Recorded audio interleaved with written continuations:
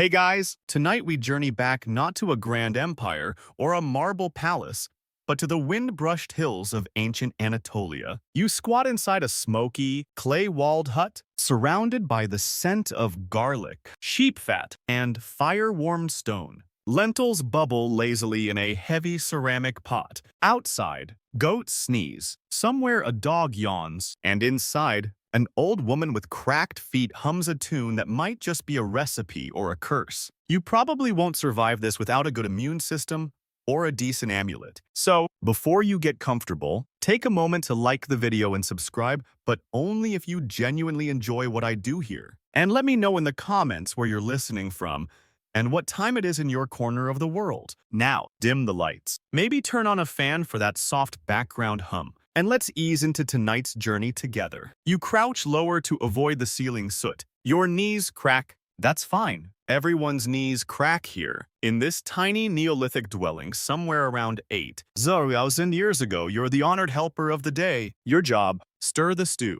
The fire is temperamental, flickering more than it should, licking the base of the stone tripod with impatient tongues. A flat piece of slate leans nearby, caked in salt and something greenish you don't ask about. The air is thick with the aroma of lentils, nutty, earthy, soft on the nose, and the faint singe of dried onion skins. The stew isn't just food, it's a spell, a talisman, a communal heartbeat. Villagers believe each pot holds more than calories.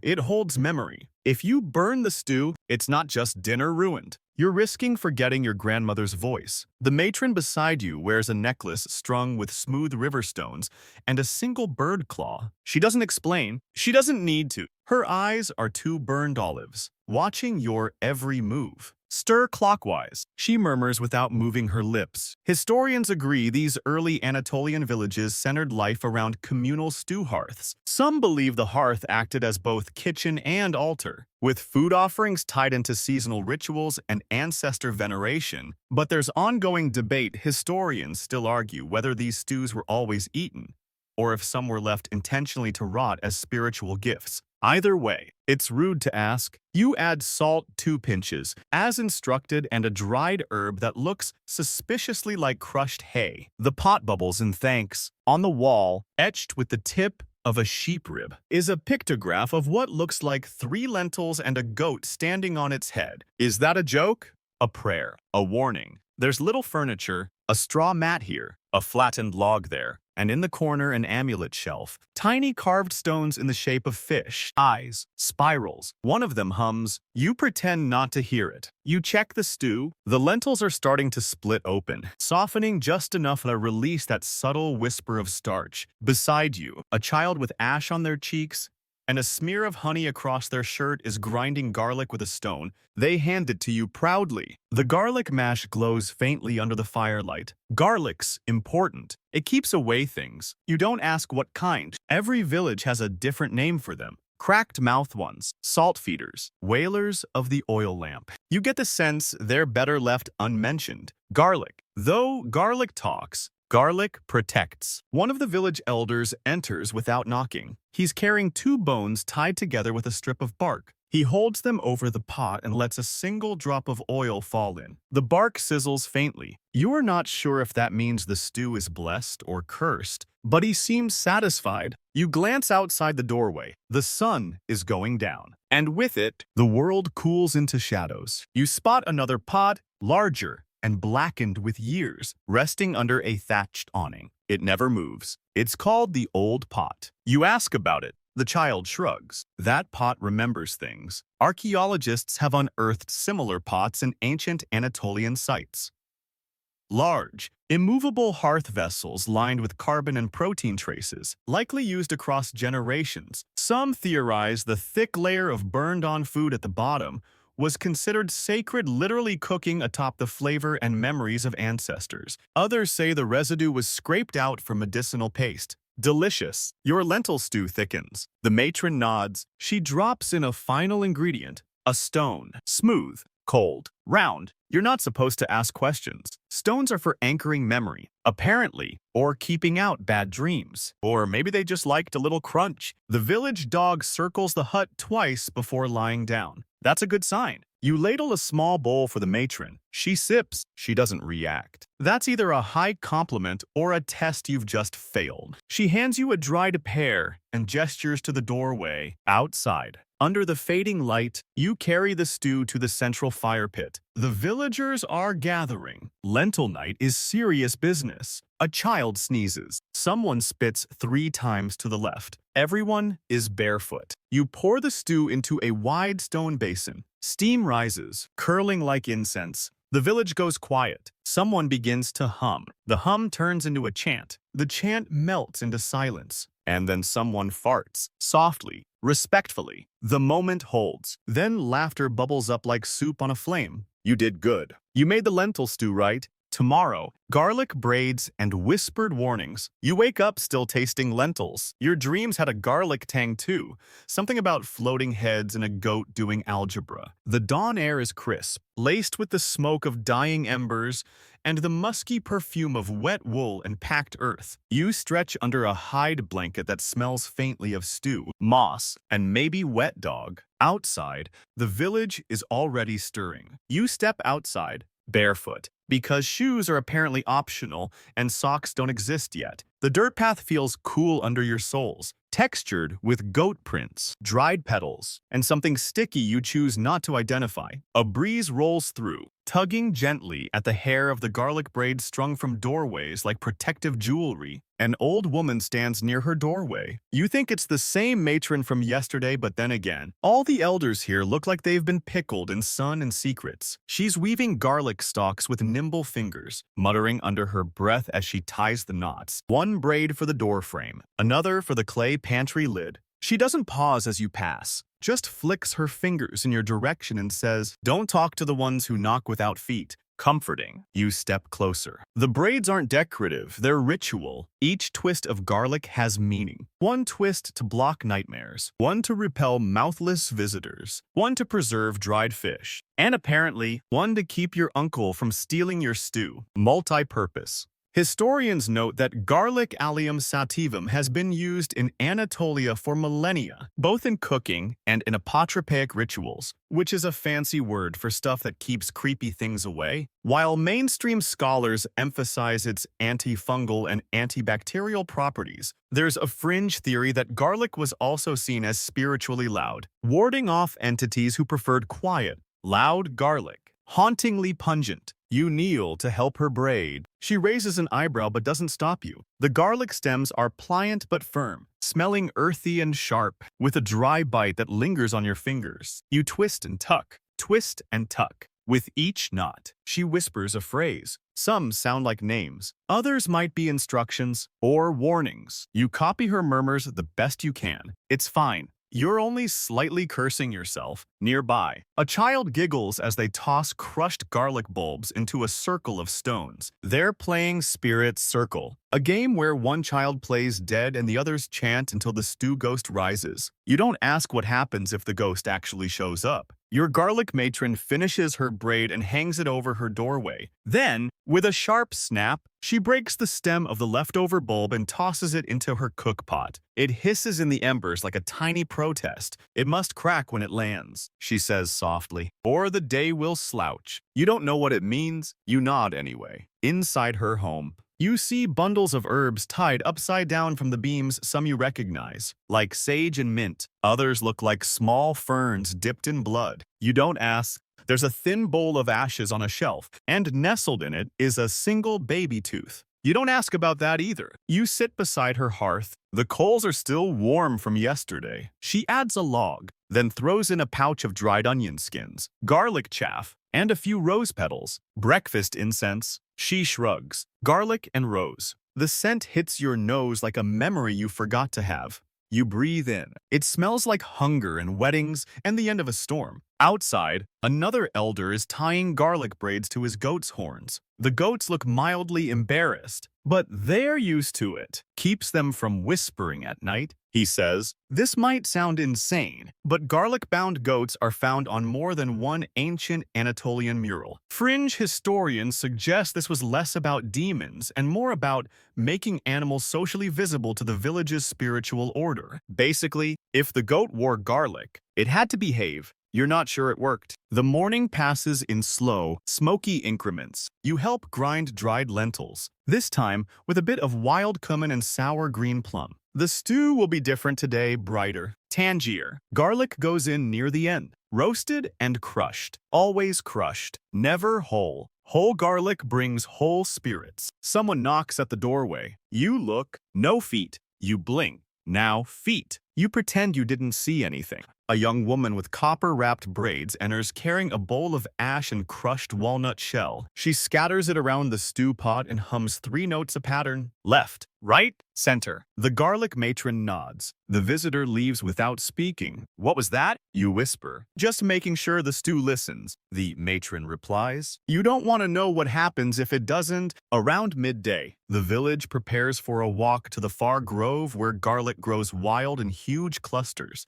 A garlic pilgrimage. You're invited. You follow the barefoot trail down the ridge, past carved stones with sun spirals and animal faces. The path smells like sage and pine and distant fire. At the grove, the garlic is everywhere spiky, tangled, bursting out of the ground like green whispers. Some bulbs are dug up gently, others sung to. One is even apologized to. You're given a bone-handled knife and told to cut low, but only on the left side of the stalk. Why? Because the right side is for the returning ones. You do not ask. You return to the village, arms full of garlic. You're tired, slightly sunburned, and very pungent. Garlic dust clings to your skin, your hair, your soul. Back in the stew hut, the matron prepares a charm for you, 3 garlic skins tied with a goat hair thread. She places it around your wrist. Now you'll sleep without whispers, she says. You nod, already dozing. And tomorrow, you'll wake under the moon to learn why stew must only melt clockwise.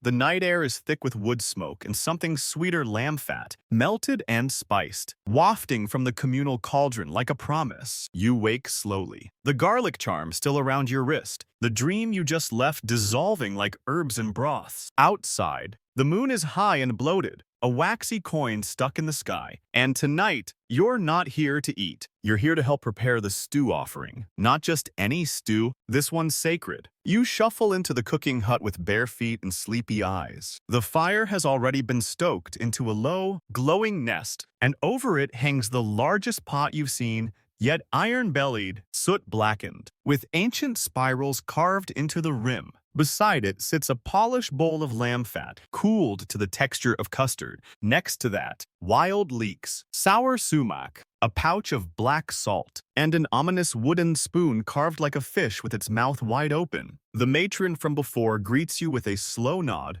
Tonight, she wears a necklace made entirely of bone beads and one dangling claw. You wonder if it's decorative or if it signals something like Moon Stew Certified. You don't ask. You're handed the bowl of lamb fat. This is where it gets serious. You've been told twice, and once again by a child whispering from behind a sheep pelt that the fat must be added only when the moon is 2 fingers above the thatch line, and it must melt clockwise, not counterclockwise, not chaotic splatter style, clockwise. Historians still debate whether these rituals were based on early astronomical observation or just the result of someone slipping and blaming the moon. Either way, the ritual matters. A stew offering that melts the wrong way is said to make dreams go backwards, and no one wants to live through their heartbreak in reverse. Again, you wait. You hold the bowl. The fat jiggles slightly, as if nervous. A flute begins to play outside 3 long notes. A pause. Then one short one.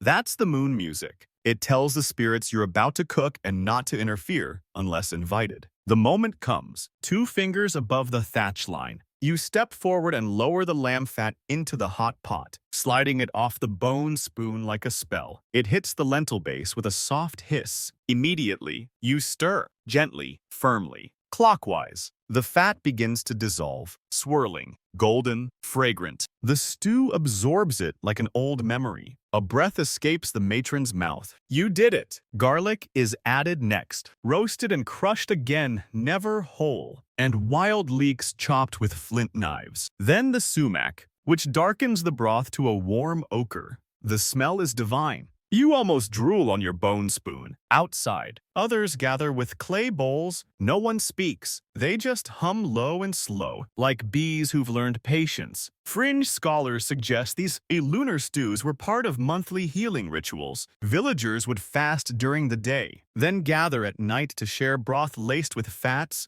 herbs, and sometimes slightly controversial here, psychoactive additives. Whether real or imagined, these rituals were thought to cleanse the mind and make space for ancestral memories to rise like steam. You ladle the stew into shallow bowls, one at a time. Each person steps forward, dips a finger into their bowl, and draws a spiral on their forehead before drinking. You're told this helps the stew know where you keep your thoughts. Comforting. You finally get a bowl of your own. You mimic the gesture, spiral on the forehead, then taste. It's rich, tangy, creamy, earthy. It tastes like history and bone marrow and something wild beneath your ribs. As you eat, the matron lights a bundle of dried wormwood and waves it in the direction of the mountain. You ask why. To confuse whatever's listening, she replies. Someone near the fire begins telling a story about a boy who stirred stew the wrong way and was cursed to sleepwalk into other people's dreams. You look at your bowl, you stir it again just in case. Once the bowls are scraped clean, the leftover stew is carried outside in silence and poured into the earth beside a walnut tree. No one watches it soak. They all look away. You get the sense that what's left isn't just food, it's a leftover self, a broth shadow, an offering to whatever watches the watchers. You help clean up, scraping out the pot with a flat stone, rinsing it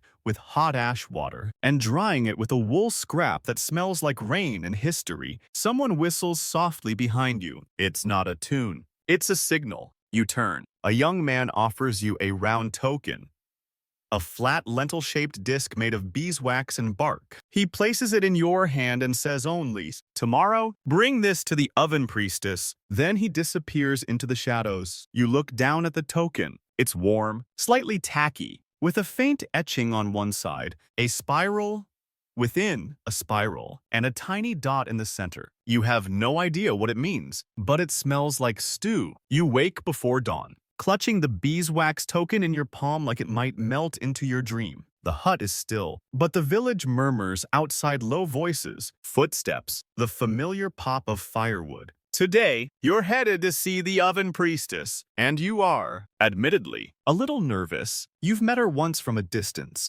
She was balancing a basket of smoldering herbs on her head while screaming at the wind to behave. You splash your face with cold well water, brush your teeth with a twig dipped in ash, and pocket the beeswax token. The air smells of barley, pine, and slightly burnt breakfast decisions. The path to the oven priestess winds between sun-bleached fences woven from goat ribs and firewood stacks, arranged with almost architectural arrogance. You're not sure if it's a joke or just highly intentional wood storage. As you walk, several villagers nod to you, then immediately avert their gaze. One child points at your token and yells, "Don't let it hum too loud." Another child shushes him and spits into a knot of grass. You arrive at a clay brick dome tucked behind an overgrown herb garden. Smoke coils from the cracked opening in a lazy spiral. Hanging from the entrance are bundles of dried beeswax, loops of oven-baked rosemary, and 3 tiny mirrors made of polished shell. You knock. The door opens inward with no one visible behind it. Because of course it does. Inside, it's warm. No, alive with heat. It wraps around your shoulders like a cloak, whispering sweet threats about dehydration and rebirth. The oven priestess stands near the main hearth, draped in layered linens, her hands streaked with ash and honey. Her hair is braided with tiny stones, and one of her eyes appears to be outlined in clay. She turns slowly, squinting. "Is your stew memory clean?" she asks. You say yes. She points to the token in your hand. "Eat it." You pause. She rolls her eyes, metaphorically. "Child, place it in the mouth of the fire." You step toward the main oven, an earth-toned dome, larger than a person, with a belly full of flame and ash-streaked bricks around its edges like fossilized teeth. You slip the token into a crack near the oven's mouth. A puff of greenish smoke curls upward, then vanishes. She nods. "That'll do." You're handed a small bowl of fermented dough. It smells like sour rain and something floral. "This is dreaming bread," she says, "milled from barley, sung to under eclipse, leavened with ghost yeast." You don't ask what ghost yeast is. You're told to knead it into 4 portions and whisper a name into each. You're not given any names. You're just told to whisper what feels like absence. You do as you're told. One whisper curls warm, one stings cold, one trembles, one sticks to your tongue like sap. The dough is shaped and placed onto wide, flat stones near the edge of the hearth. The priestess draws a spiral with honey beside each one and mutters something that makes the coals flicker. You don't write that part down, just in case. While the bread bakes, she brings out a lidded bowl of beeswax mixed with crushed petals and wood ash. She dips her fingers in and draws a small pattern on your forearm, a looped eye, a grain stalk, a cracked circle. For visibility, she murmurs, but only the useful kind. You sit on a clay bench lined with sheep pelt and watch the bread rise, slowly, hypnotically. The edges puffet, the tops darken, and the honey spirals glisten in the firelight like tiny suns in orbit. Historians have recovered similar spiral-baked loaves from early Anatolian sites, preserved in carbonized form after oven collapse or ritual burial, though traditional scholars argue they were simply flavor markers or decorative elements. Fringe theorists insist the patterns were mnemonic codes, recipes, prayers, or even calendrical notations meant to be tasted rather than read. Digestible memory. You're handed one of the finished loaves. It's warm, sour, slightly floral. You bite in, and something blooms on your tongue. Not flavor exactly. A memory. Maybe a riverbank. A goat sneezing. A song you've never heard but somehow already know. The priestess pours a thick golden syrup into a shallow bowl and drops in several dried petals. She invites you to dip your fingers and draw a mark on the oven's outer wall. You choose a slow arc, like a crescent, then dot the center. She doesn't comment, but her lips twitch upwards slightly. Approval, amusement, fire vision. Hard to tell. As the heat hums, she begins telling a story. There was once a baker who sang to his loaves so well, they began answering. One loaf told him where the village foxes buried secrets. Another warned of a bad salt year. A third told him to stop using goat butter.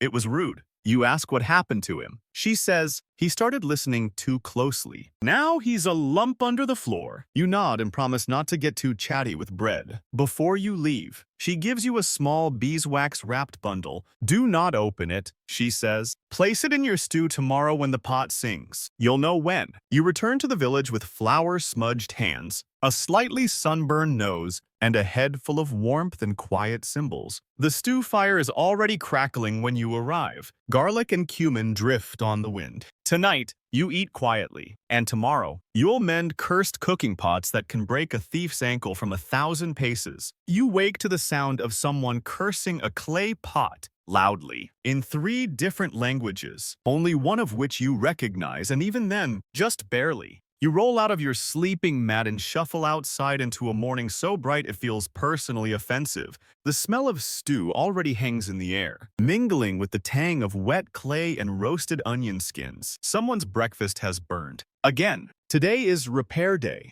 pot mending, curse lifting, foot protection, the holy trifecta. At the center of the village, several large ceramic stew pots sit cracked and abandoned, looking like wounded beasts. Some have chips along the rim, others have full-on gashes, and one seems to have grown a tooth. You don't ask. The pot being yelled at belongs to an old man with one eye and 3 braided belts each with a bone charm dangling. He insists the pot betrayed him by inviting the ankle thieves. You're not sure what that means, but everyone else nods solemnly. You kneel beside the pile of broken cookware. Your job today is humble. Scrub, assess, and patch. The patching is done with a thick paste made of clay, ground river shells, and sheep urine. It smells worse than it works, and it works suspiciously well. Each pot has a personality. Some seem to sigh when you touch them. Others feel warm, even before the sun reaches them. And one, the largest, has a zigzag carved near its base. The lines are sharp and deliberate.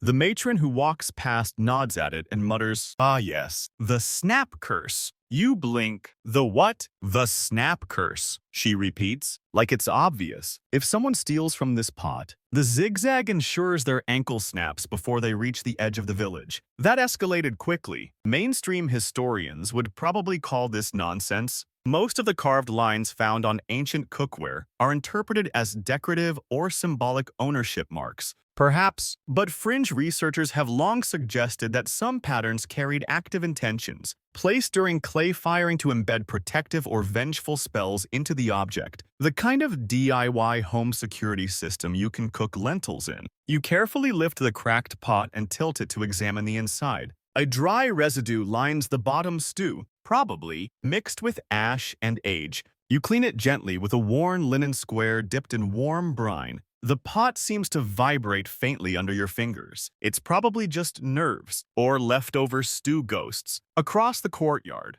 another villager calls out. A woman has dropped a small pot on her foot, and it did not bounce. She limps towards you with it, holding both her foot and the offending pot like two halves of the same betrayal. The pot is intact, which feels unfair. You set it aside. By midday, your hands are caked in clay. Your knees hurt, your stomach growls, and you've repaired 3 pots successfully, each patched with care, each kissed once with salt water and dried under direct sun while you hum softly. That's the tradition. Salt the wound, then sing it dry. You turn your attention to the cursed zigzag pot. Its crack is clean diagonal, deep, but fixable. You mix a thicker paste this time, adding a drop of the beeswax bundle the oven priestess gave you yesterday. The moment it hits the clay, it shimmers faintly. No one else sees it, but you do. You press the paste into the crack, smoothing it along the inside and out. The zigzag stares back, patient and unblinking. You whisper to it, "Don't bite the wrong feet." It seems to accept the offer. A child arrives with a basket of painted stones. Each one is shaped roughly like a toe. They hand you one silently and walk away. You take it as a sign. At the edge of the courtyard, there's a small kiln built into the ground, used not for firing new pots, but for reminding old ones who they are. You're told to place each repaired pot beside it and let them sit until nightfall. The heat rising from the hole smells like ash, fennel, and a hint of sheep sweat. You line the pots up like old friends posing for a portrait. The zigzag pot is last. It doesn't sit perfectly level, but it feels proud, sturdy, slightly smug. Someone brings you stew lentils again, this time with bitter greens and a generous drizzle of garlic oil. You sit on the grass with your bowl, watching the pot sweat in the heat. A dog curls beside you. A fly lands in your soup. You eat it anyway. Protein is protein. The matron walks past and tosses a bone into the kiln. It clinks once and vanishes. "A thank you," she mutters. You wonder who's receiving it. Fringe anthropologists claim some Anatolian kiln sites doubled as offering pits serving both practical and spiritual roles. You could fire a pot and petition an ancestor in the same breath. Whether or not it worked, well, you're not limping yet. As the sun begins to set, the pots are cool enough to lift. You test each one with a gentle knock. Solid, stable, uncursed. As far as you can tell, the zigzag pot, you give it a quick tap. It pings like a bell and echoes slightly longer than it should. You carry it back to the stew hut and set it beside the fire. "Good pot," you whisper. "Tomorrow, you'll join a feast where stew must never touch ash circles, while a child buries their baby tooth under a lamb's skull." The sky is the color of ash today.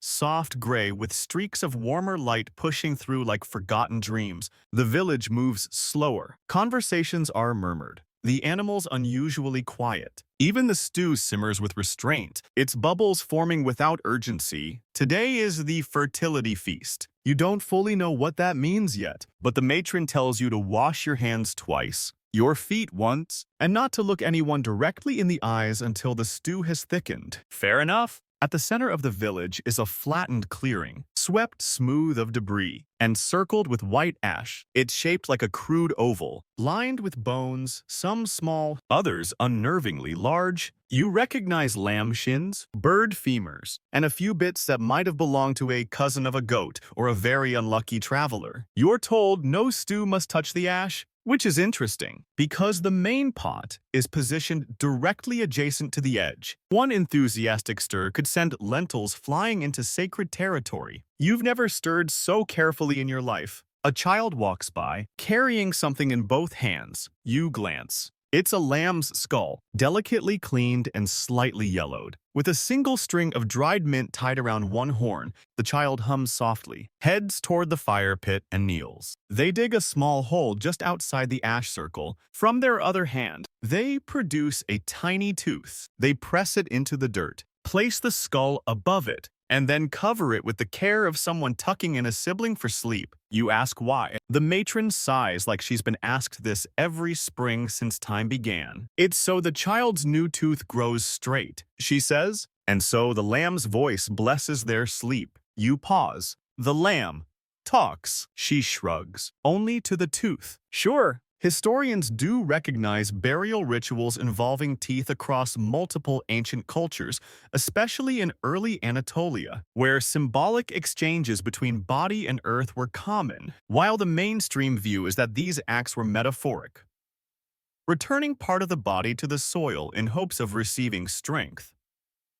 Others believe such exchanges may have been early contracts with ancestral spirits, using teeth as a kind of currency, a baby tooth for a better harvest, or a dream without monsters. Back by the fire, the stew has thickened. You're adding handfuls of foraged herbs, nettles, dried violet petals, and wild garlic flowers. The scent is lush and green and a little nostalgic, like spring and home and someone humming while they cook for you. One of the older women walks over with a bowl of oil darkened by burnt pine needles. She dips her fingers and draws slow loops around the pot's rim, not touching the ash, not even close, but close enough that your pulse skips. She's calling the fertility winds. Someone whispers, "You're not sure what that means." But just then, a gust of air moves through the village, not cold, not warm, but present. The fire hisses softly. The lamb's skull shifts slightly in the dirt. You do not comment. A flute begins slow, reverent.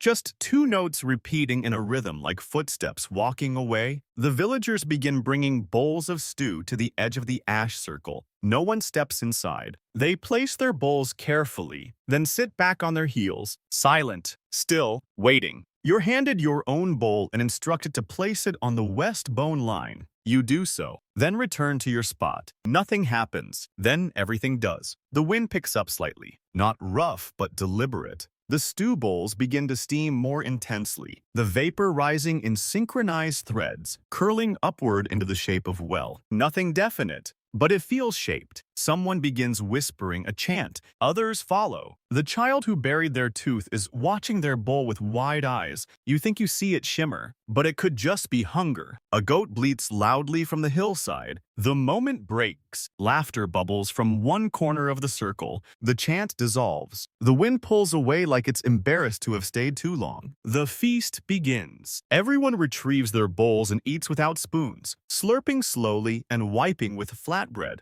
The stew tastes richer than yesterday, more layered. You think you taste fig, or maybe nutmeg. You're pretty sure it is blessed. Someone passes around a bundle of rosemary dipped in lamb fat. Everyone takes a turn waving it over their bowl. You do too, accidentally slinging a drop of fat into the ash circle. It lands silently. The matron stares at you. You freeze. She walks to the spot where the drop fell, crouches down, presses two fingers into the dirt, and whispers something sharp. Then she wipes her hands on your shirt. Fixed, she says. You exhale. After the feast, you help gather bones for the ash circle. Some are returned to the fire. Others are buried. A few are left standing upright, like small sentinels with better posture than you. Before sunset, the child returns to the lamb's skull, removes the mint string, and ties it around their wrist. The skull is reburied. The tooth remains. You ask, won't they want it back? The child shakes their head. Spirits need chewing practice. Tomorrow, you'll learn how to test stew by rubbing goat skin across the surface and counting how many grain lice appear. You wake up itching. At first, you assume it's the usual dust, hay, the occasional dream residue.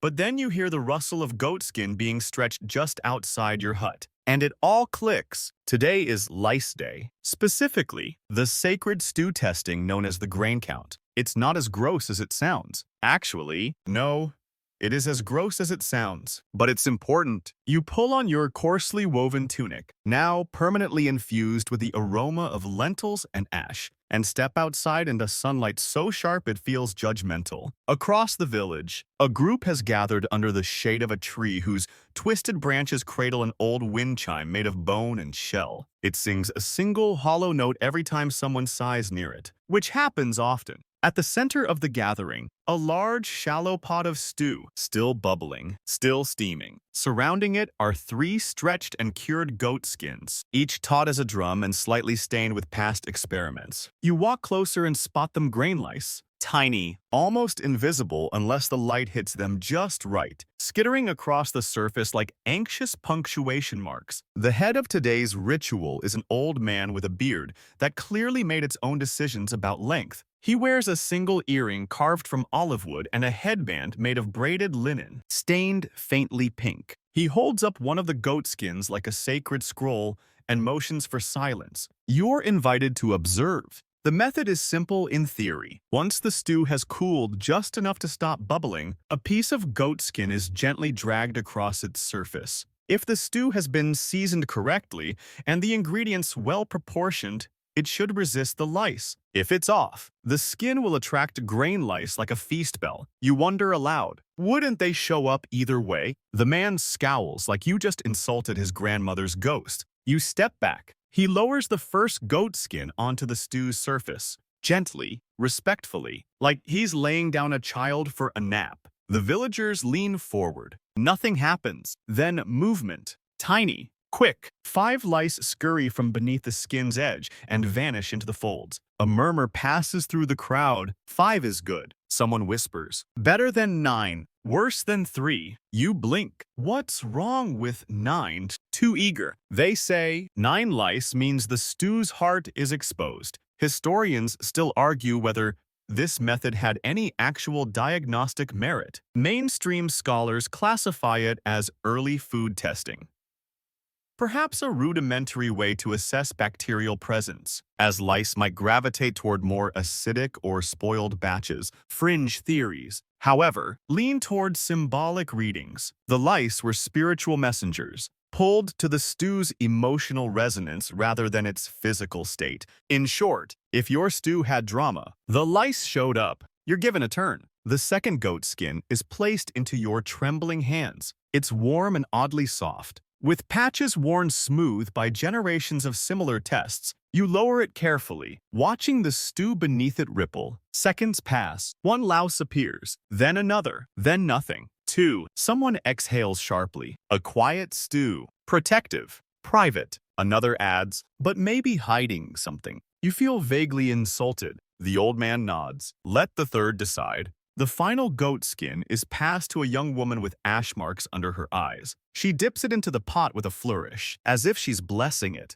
Within seconds, 7 lice. Gasps. That's social stew. Someone says. The old man nods gravely. The stew remembers too many voices. You're not entirely sure what that means, but it doesn't sound like something you want to serve to a nervous guest. As the ritual ends, the goat skins are hung to dry, and the stew is set aside, not eaten yet. It has to settle. Someone marks the pot with a chalk spiral and a tiny stone, which apparently tells others it's been tested. You wonder how many untested stews you've eaten. You spend the rest of the day helping separate lentils from chaff using a wide reed basket and the wind. You toss the mixture into the air, letting the lighter husks blow away while the heavier lentils drop back into the basket. It's oddly satisfying, meditative. You fall into a rhythm. Toss, catch, toss, catch. Occasionally, a lentil flies into your hair. One somehow lands inside your shirt. You don't question it. A small child runs by with a goat trailing behind them. The goat is wearing a garlic necklace and seems genuinely offended about it. You wonder if he knows about the stew. Later, you help clean the pot used for testing. You're told to use dried thistle bristles and a mixture of rainwater, ash, and a few drops of something called dream honey. It smells like spoiled syrup and burnt toast, but the pot gleams afterward. The old man with the beard hands you a small vial of powdered root. For next time, he says, to soften the lice. You thank him. You hope there is no next time. As the sun sets, the stew is finally shared. No one speaks as they eat. The flavor is earthy and deep,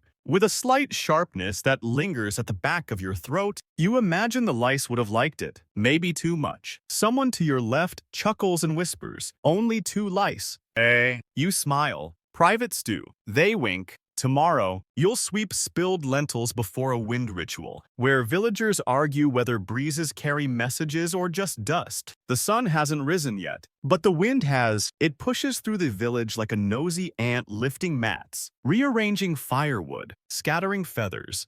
You're pretty sure weren't there yesterday. You wake with a mouth full of dryness and the sound of lentils rolling across a stone floor. You sit up, rub your eyes, and immediately see the culprit, a wide basket tipped over. Thousands of lentils spilled like tiny secrets all over the courtyard. You're told, sweep them before the wind finishes its message. You don't know what that means yet, but it sounds time-sensitive. You're handed a short broom woven from something that might have been stiff grass or ambitious hay. The bristles are uneven and seem to hum faintly. You start gathering lentils into a pile, one slow sweep at a time. Around you, the wind tugs at your sleeves, swirls dust into your eyelashes, and ruffles the garlic braids above the doorways like it's checking on them. Every so often, a lentil rolls just out of reach. You chase it. Another escapes. You're beginning to think they're doing it on purpose. Behind you, a few elders have gathered. They're muttering about direction and pulse and how the wind is late this year. One woman holds a bundle of dried reeds to her ear like a stethoscope, nodding as if the breeze is whispering secrets. Another places pebbles on a woven mat, carefully tracking which ones move and which don't. You finish sweeping the lentils into a tidy pile. Someone marks the edge of the pile with salt, then places a feather in the center to weigh the message. They say, which, again, raises more questions than answers. Welcome to the wind ritual. The villagers believe that the wind, at this exact time each season, carries a message from the hills or from something older than hills, but it must be coaxed, invited, not commanded. The lentils, they say, act like ears, each one listening to a fragment of the breeze.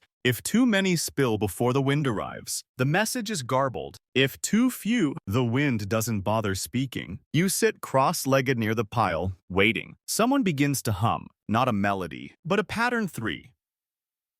Notes low, 1 high. It loops again. The wind answers with a sharp gust that knocks your hair into your eyes and scatters the top layer of lentils like a sudden shrug. A young man runs forward and begins catching the lentils mid-air with a thin net, saving the vowels. He grins. You don't ask. Historians interpret early Anatolian wind rituals as symbolic seasonal markers, moments to note the change of direction, the drying of grains, or the presence of airborne seeds. But alternative theories suggest these rituals were forms of proto-script, where natural movements leaves lentils. Feathers were read like words. Entire decisions were based on which way your stew steam leaned, which honestly checks out here. The wind picks up, the lentils dance, the feather flips, a clay bowl tips over, a chicken flaps wildly, then immediately regrets the energy expenditure. The matron appears, holding a shallow pan filled with glowing embers and dried wild thyme. Smoke trails into the air like writing. She waves it over the lentil pile and watches how the smoke curls. She nods slowly, then announces, "It's a warning." Everyone exhales at once. You weren't aware you were holding your breath. A man asks, from the west again. No, she says, from underneath. Several villagers groan. One just lies down in the dirt.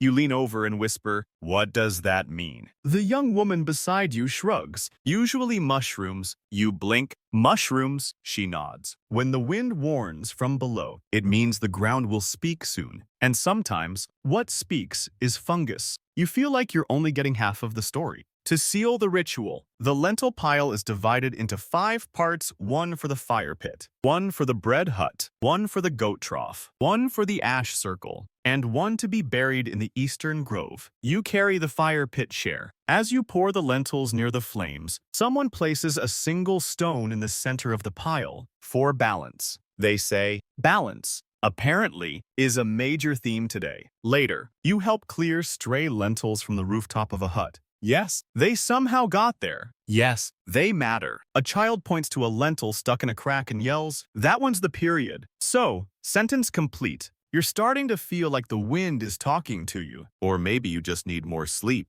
That afternoon, the stew is simple lentils, wild garlic, a bit of old lamb, and thyme ash. It's smoky, grounding, with just a hint of something bitter. We keep it small. They tell you to quiet the wind's echo. You eat slowly, the wind still brushing your skin, and watch as others tie strips of cloth to tree branches. Wind prayers. You tie one too. Yours reads, "Please no more mushrooms." Tomorrow, you'll prepare meat for a shadow-banishing rite debated as either weather magic or an elaborate BBQ excuse. You wake up to the smell of meat, not stew, not soup, not dried jerky hanging above your bed like usual. No, today the village smells of roasted intention. Smoky, rich, slightly overwhelming, and somehow laced with the sharp tang of ritual. You roll out of your blanket to find half the village already at work dragging firewood, preparing spits, and murmuring something about shadows.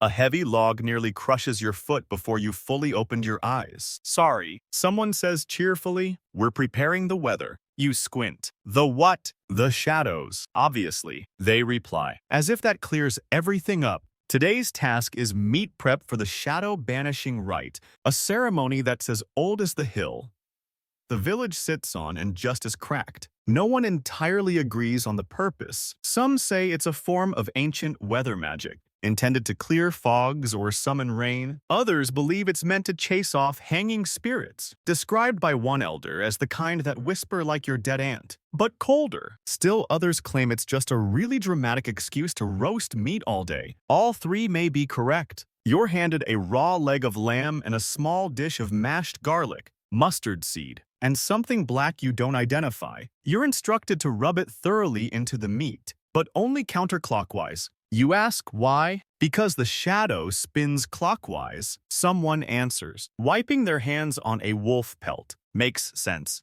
Nearby, a pit has been dug into the earth and lined with hot stones. A group of children runs around it, flinging shadows at each other with exaggerated gestures. One of them falls dramatically and declares, "Mine got in my eyes." Everyone laughs, then spits twice and crosses their fingers. The rules of this ritual are many. Meat must be cooked over fire, not coals. Garlic must be added at a particular angle, ideally facing north. Spits must be rotated by hand.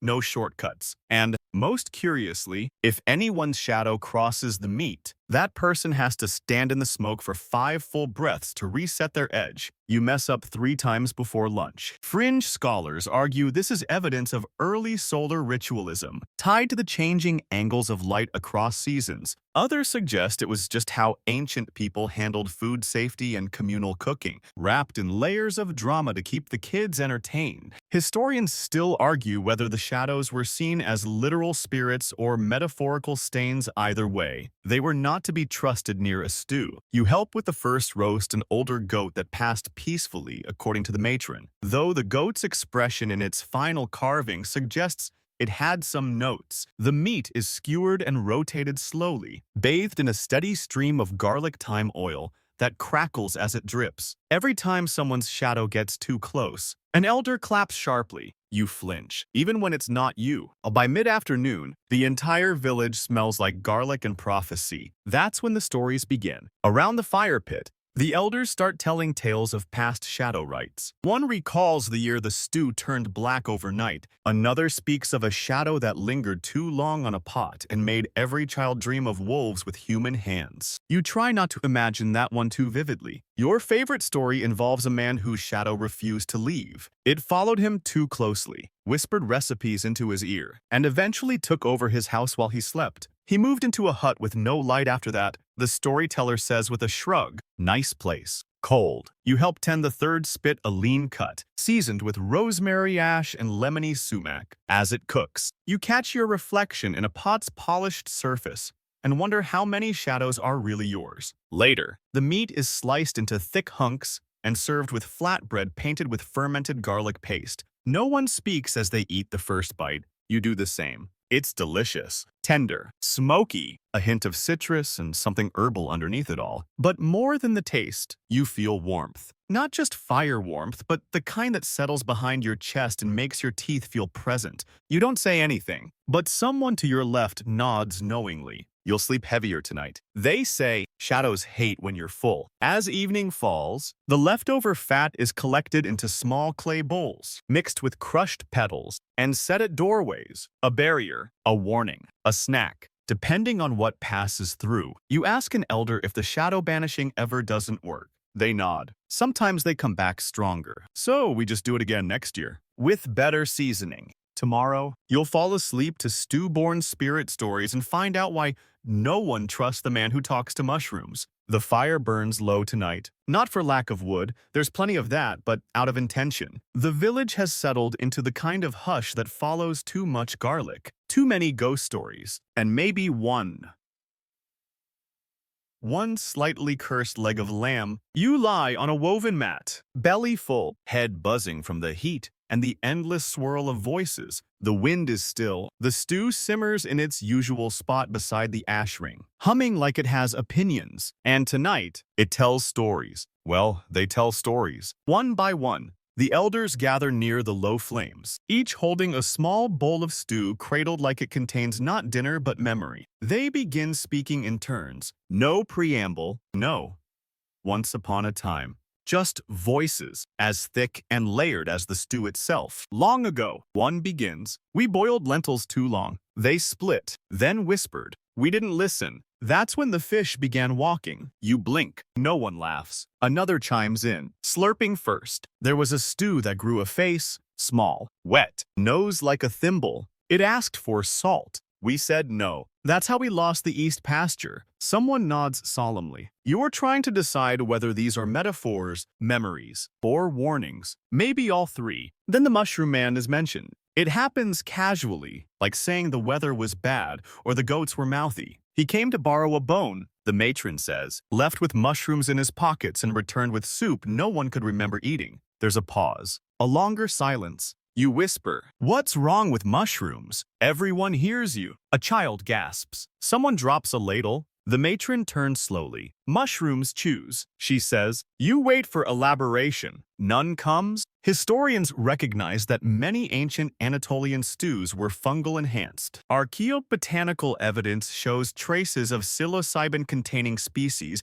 as well as more benign edibles like honey fungus and puffballs. Mainstream interpretation leans toward medicinal or psychoactive use in ritual contexts. Fringe thinkers, however, claim certain mushrooms were treated not as food but as beings, intermediaries, uninvited guests. The mushroom man, whose name no one repeats, was said to brew stew that sank, not in a charming Disney way, but in long, vowel-heavy tones that made your ears itch. His mushrooms glowed faintly. His breath always smelled of mold, and not the useful kind, and his shadow once stood still while he danced. You try to laugh, but your throat is dry. He said the stew spoke back, and elder murmurs, said it told him we were borrowing memories that weren't ours. Someone throws a pinch of salt into the fire. You sip your own bowl cautiously. It tastes normal, a little smoky, heavy on the garlic, a hint of bitterness. You suddenly hope that bitterness is from the greens and not some spectral fungus in disguise. One storyteller leans forward. He tried to leave once, packed a satchel, tied it with vine,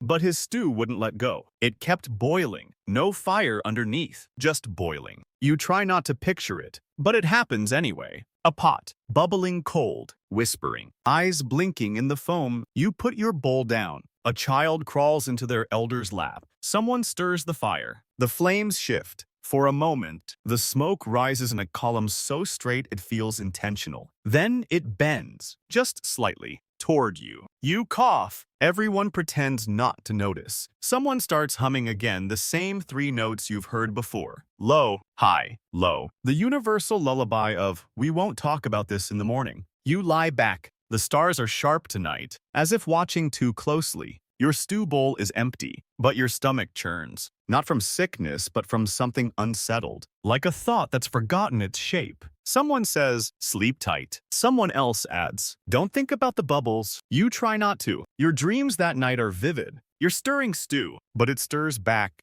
A finger emerges from the surface, pointing, not threatening, just reminding. You don't ask what it wants. You wake before dawn, breath shallow. The fire is almost out. The pot is cold. No one speaks, but you feel watched. Tomorrow, you'll draw salt liners around the stew house and debate whether widow's oil heals or hexes. You wake to find a salt circle drawn around your sleeping mat, not a casual sprinkle, a carefully measured, deliberate ring, with small breaks at the corners like compass points. There's a single garlic clove placed near your head, and next to it, a drop of what looks like oil, thick, dark, and slightly sweet-smelling. You blink. You sit up. No one acknowledges it. Outside, the sky is overcast, the kind of pale gray that makes shadows soft and intentions harder to read. The wind has stilled. Even the chickens are quiet, which is concerning. You step outside and immediately hear hushed voices near the stew house. Today, you're told, is Protection Day. The stew fire hasn't been lit yet, which already feels wrong. Instead, a group of elders is gathered around the structure itself, placing small offerings, bones, feathers, bits of burned bread at each corner of the hut. A ring of salt is being drawn slowly by hand. No breaks this time. A young woman with coal markings on her forehead paces the perimeter with a bowl of dark oil, dripping it in slow arcs at each doorway and window. You ask, "What's the oil?" A voice behind you answers, "Widow's oil." You turn, it's the matron. Of course it is. She holds up a small ceramic flask, matte black, sealed with beeswax and etched with spiral lines, rendered from the pressed seeds of morning poppies. She explains, "A little thyme, a little fire ash, a pinch of dried sorrow." You're not sure if that last part is poetic or literal. She hands you a brush made from goat hair tied with linen and dips it in the oil. "You'll help with the north wall." You oblige. The oil glides onto the clay like ink, thick, sticky, leaving a faint sheen. You draw a line across the threshold, then 2 diagonal slashes at the top beam, as instructed. "Cradle marks," she says, "to catch harm before it sees the pot." Historians record similar rituals in early Anatolian settlements using oil, salt, and garlic not just for preservation but for spatial warding. While modern interpretations often reduce these acts to superstitions or hygiene practices, some scholars argue that these spaces functioned as proto-temples kitchens that blurred the line between survival and sanctity. The widow's oil in particular shows up in burial sites, suggesting its use in both culinary and funerary rites. Comforting. As the ritual continues, villagers share conflicting stories about the oil's origin. One insists it was first made by a woman who lost her husband to fire and used the oil to trap the heat that took him. Another claims it was brewed by women who never married at all. Widows of time, they say, who smeared it across doors to keep longing from entering. Others believe it heals wounds, or hexes neighbors, or does both, depending on the time of day. You try not to get it on your shoes. The stew fire is finally lit in the early afternoon, but only after the salt ring is complete. The oil has dried, and someone has sung the unsoup song, a short melody made entirely of throat clicks and one long exhale. It sounds like a sigh held too long. Today's stew is simple: barley, lentils, onion, garlic, and bitter greens. The mood is quiet, reverent, as if everyone's eating not just to nourish but to guard something, perhaps from the mushroom man, perhaps from themselves. You sit beside the pot, stirring slowly. No jokes, no humming, just the sound of bubbling and breath. At one point, a child asks if you've ever seen the oil move. You pause. "Move how?" They shrug, like it wants to go somewhere. You say no. You hope that remains true. When the stew is ready, no bowls are handed out. Instead, it's poured into 5 shallow dishes and placed in different parts of the village. One under the largest tree, one beside the goat pen, one on the path to the hills, one by the grain store, and one most importantly inside the stew hut itself. Offerings, shields, or messages. No one explains. That night, the oil glistens faintly under torchlight. You pass by the stew house and see your own handprint where you'd brushed the north wall earlier. It's darker than the others, still wet. The matron sees you staring. She leans in and whispers, some hands keep holding even after they let go. You don't sleep well. In your dreams, a bowl of oil tips over and spells your name across the floor in slow, shiny cursive. You wake with the taste of salt in your mouth and the distant feeling that you've just been forgiven or warned. Tomorrow, you'll find wolf hair in your stew and learn why garlic must never be burned. You smell it before you see it. Not stew, not fire, something darker, sharper, wrong. The village morning feels normal enough smoke from breakfast fires, soft murmurings of trade and chores, someone yelling at a goat like it's their ex. But then your nostrils twitch, your stomach pulls back, and your brain flashes a quiet no. It's garlic, but not the usual kind. Not sweet and roasted, or raw and defiant. This garlic is burned. You rush toward the communal fire pit. Heart thudding in quiet dread, others are already gathered, brows knit, shoulders tense. A pot of stew simmers nearby lentils again, because of course, but no one's looking at it. They're looking at the scorched patch of earth just beside the stones. A dark, slick mark, like a bruise on the ground, smolders faintly. In its center, a charred garlic bulb, cracked open like it screamed. The matron arrives within seconds, breath short, fists clenched. She sees the blackened bulb and hisses between her teeth. Someone backs away. A child starts crying. You don't need to be told. You already feel it. Someone burned garlic. On stew day, you try to ask what happens next, but a sharp look silences you. The matron crouches beside the spot, holding her hands just above it, not touching, feeling it wasn't alone. She mutters, this bulb had company. She picks up a nearby ladle and sniffs it. Her jaw tightens. Wolf. You blink. Wolf. She nods. Wolf hair in the stew. You lean toward the pot. The lentils bubble normally. Steam rises, innocently. But you see it now, a single, wiry strand curled on the rim. Coarse. Pale. Definitely not goat. Definitely not human. Everyone steps back. Fringe historians have long speculated that early Anatolian stews weren't just food. They were contracts, agreements with nature, seasons, spirits, even memory itself. Ingredients had meanings, and violations, especially involving fire, were treated as breaches. Garlic, for instance, was sacred for protection. But burned garlic, that was betrayal. It was believed to attract spirits with teeth, wolves that walked on two legs, and dreams that wouldn't leave even after you woke. Burned garlic calls them out of sequence, one elder says softly. They come sideways. You ask, who comes? He just says, not wolves. Not exactly. The stew, despite the panic, must still be tasted. That's the rule. If no one eats it, it becomes available for other things. So you're handed a spoon, blessed 3 times with ash water and 1 upside-down whistle, and told to eat just enough to acknowledge it, but not enough to welcome it. You take a sip, it's fine, maybe even good, earthy, garlicky, a bit smoky, but then it hits an aftertaste like iron and forgotten howls. Your ears ring. For a second, you swear the stew whispers something. You place the spoon down carefully and do not speak. The matron nods. Now it's anchored. You want to ask what is anchored, but she's already brushing ash into a bowl and preparing a paste.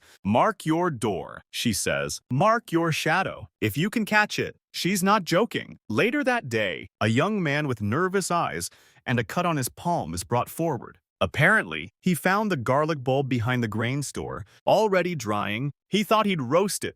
He thought he was helping. His grandmother yells at him with the rage of 1,000 cautious recipes. He weeps, holding a spoon that smells faintly of fear. He is made to sweep the entire stew circle while wearing wolf fur to confuse the trail. They say, make them think it was one of their own.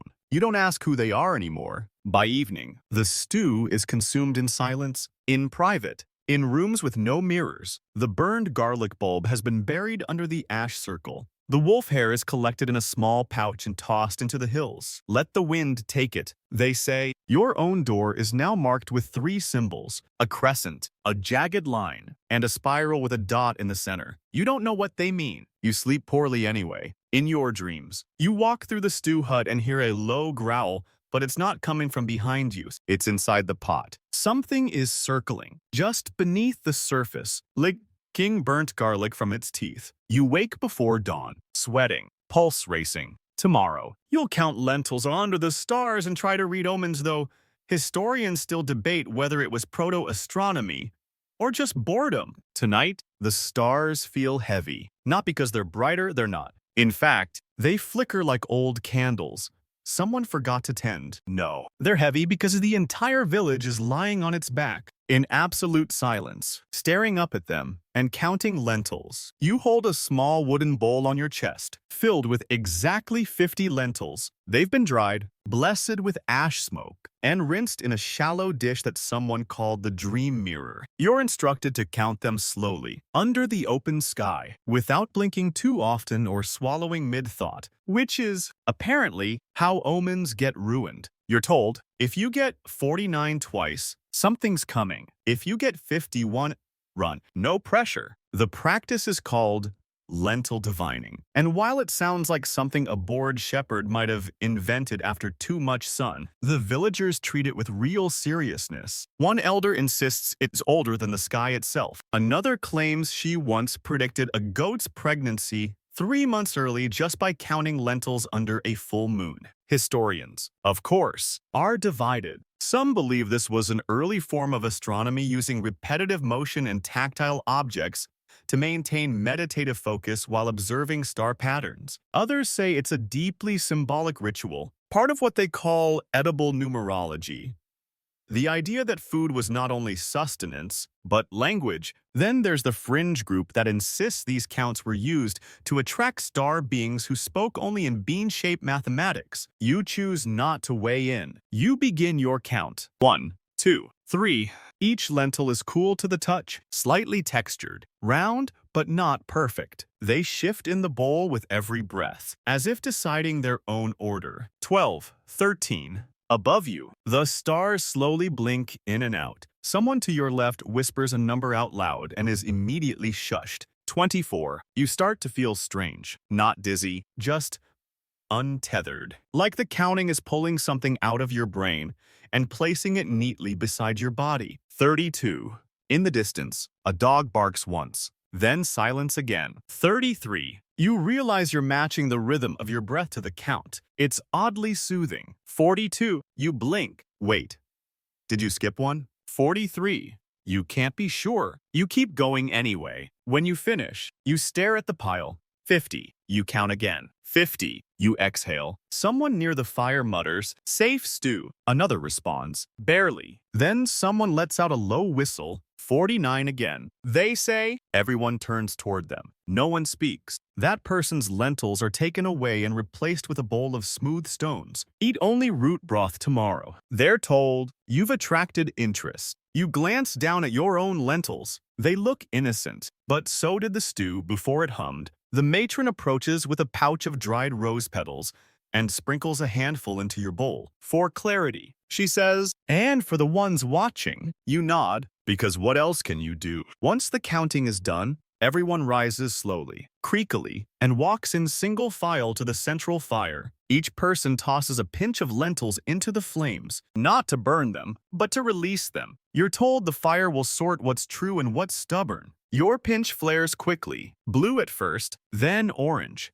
A good sign, probably. The elder overseeing tonight's ritual, an old man who smells like figs and regret, tells a story as the fire fades. Long ago, he says, we stopped counting. We thought we knew everything the stars had to say. That's when the stew turned inside out. That's when we tasted memory backwards. He pauses. We count now. The fire crackles its approval. You eat a small bowl of stew before bed, mild, almost bland, made with watercress and toasted barley, designed not to interfere. The matron insists, no spices during star rites, no dreaming if you can help it. Your sleep is shallow, but quiet. No stew ghosts, no whispering lentils, just stars blinking above you, steady and slightly suspicious. Tomorrow, you'll help dig an ancient bone circle unearthed beneath the stew pit rumored to flavor broth with ancestral memories. The stew pit smells different today. Not bad, not spoiled, just older. It's the usual sight.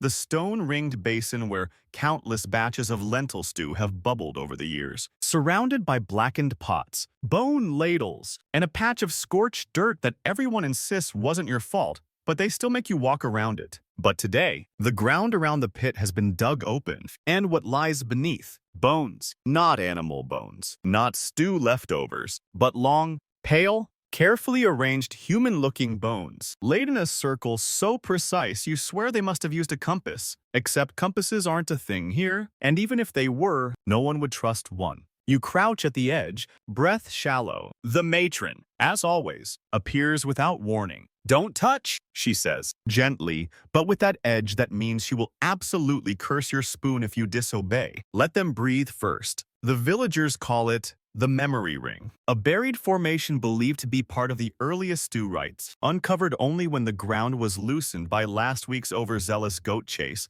The bones, mostly femurs and ribs. Some skull fragments form a circle about the width of the main stew pot. In the center, a dark stone bowl, cracked but intact, with faint spiral carvings along its inner lip. "Do not look inside until it sings," says the matron. "You weren't planning to, but now it's all you want to do." Fringe historians have speculated about similar rings found beneath Anatolian hearths. Some claim they were symbolic echoes of communal memory encoded in bone. Others believe they were literal flavor anchors, meant to steep the stew not only in herbs and broth, but an ancestral presence. Bones as seasoning, memory as spice. You help clear dirt from the edges of the ring. Using a brush made from dried reeds and sheep wool, the soil crumbles easily. The bones gleam faintly under the sun, like they've been waiting. One of the ribs is carved with marks 5 vertical lines crossed by a curved slash. What does it mean? You ask. The matron squints. It's a counting mark. 5 flavors lost, 1 returned. She doesn't elaborate. The villagers gather slowly, some carrying small bowls of clear broth. Not stew. Not yet. Just base liquid boiled water with a hint of wild herbs. You're told to ladle 3 drops into the stone bowl at the center of the bone ring. 1, 2, 3. You wait. At first, nothing. Then the bowl begins to hum softly, like a pot just starting to boil, or a sigh trapped in ceramic. A single ripple spreads across the surface of the broth. It remembers. Someone whispers. You're instructed to collect a spoonful of the liquid and stir it into the main stew pot, which has just started bubbling. The moment you do, the aroma changes deeper, smokier, almost nostalgic. You taste it. It's still lentils, but more. You can't name it. It tastes like before, like the first time you ever felt full. The elders begin chanting, a slow, low tone punctuated by short claps. One elder tosses a pinch of ground bone meal into the stew. Another adds dried fig. Another, strangely, tosses in a lock of her own hair. Memory stew. The matron says, "We only make it once a season. When the bones call us, you ask if they mean literally." She smiles. Sometimes they hum louder. Everyone eats in silence. The stew is thick, hearty, with a strange, lingering note of sweetness. As you eat, you begin to remember things that didn't happen to you, stories you've never heard, places you've never been, but feel deeply familiar. A river crossing, a cold winter morning, a face laughing over a pot of stew you've never seen, but somehow miss. You're not the only one. A man near you suddenly gasps, drops his bowl, says, "That was my mother's voice." No one questions him. After the feast, the remaining stew is poured gently into the stone bowl again, and the bones are recovered with earth, but not all of them. One femur is removed, carefully wrapped in linen, and placed beside the stew fire. For next time, the matron says, you help repack the soil, not too tightly. Let it breathe. You're reminded again. You feel like you've just shared a meal with people you loved in another life, or maybe just a better version of yourself. That night, your dreams are slow and gentle. You're stirring a pot that never empties. People come and go, each taking a bowl, each smiling. You don't recognize them, but they thank you anyway. You wake warm. Tomorrow, you'll witness a farewell ritual under a full moon, where the village's oldest sleep spell is murmured into your bowl. The moon rises like a pearl tonight, round, full, and perfectly indifferent. The village moves with the quiet certainty of people who've done this before, countless times. There are no torches, no shouts, just soft footfalls on packed earth, the creak of doors opening in synchrony, and the whisper of bowls being filled with stew one last time. Tonight is the farewell fire. You're told very little, only that you must wear something warm, bring no metal, and speak no names after the fire is lit. Easy enough your tunic still smells faintly of yesterday's bone circle stew, and you left your only bit of metal, a bent spoon, somewhere between the goat hut